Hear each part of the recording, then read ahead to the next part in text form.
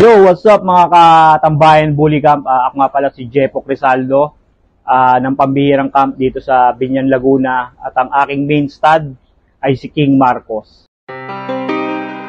Young Johnny.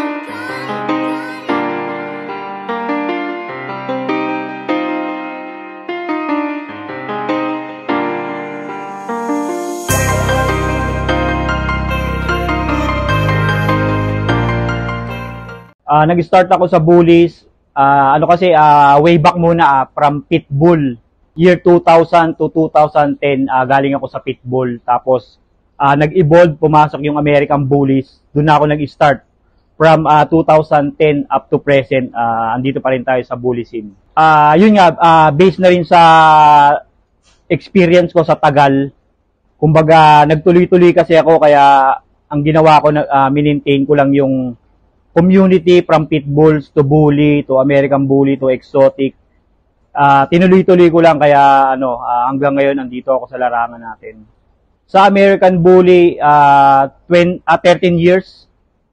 13 years from the start, 2010 nga hanggang ngayon.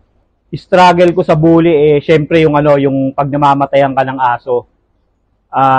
Meron kasi akong aso na sarili kong aso, tapos champion siya, si FBI Champ Ambush.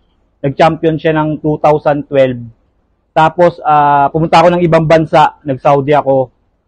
Tapos, ang kasamaan palad, namatay siya ng 2013. Yun ang pinaka naging struggle ko sa mundo ng pagbubuli ko. Yes, unang-unang aso ko at unang-unang napa-champion ko talaga sa sarili kong kamay.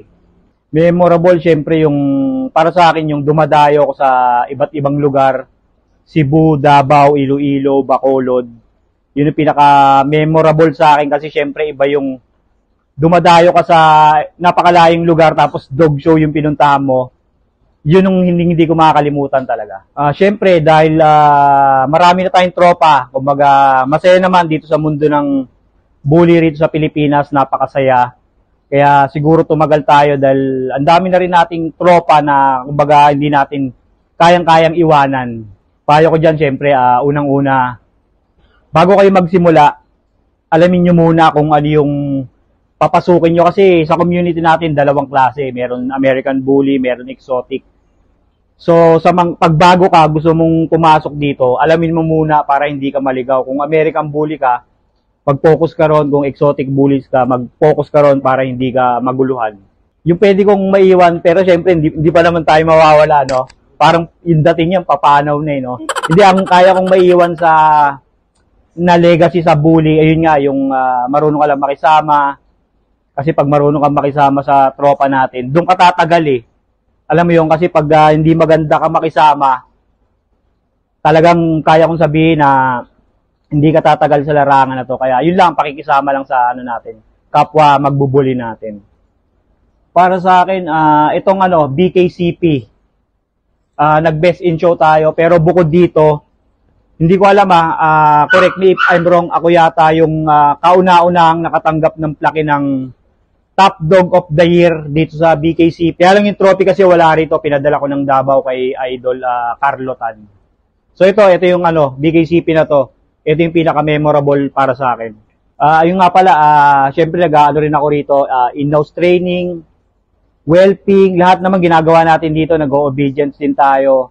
Sa mga tropa natin na, yun nga, naghahanap, mga baguhan, or baka may ma-repair kayo, welcome dito sa pambihirang camp anytime. PM nyo lang ako, punta kayo dito para makapasyal din kayo.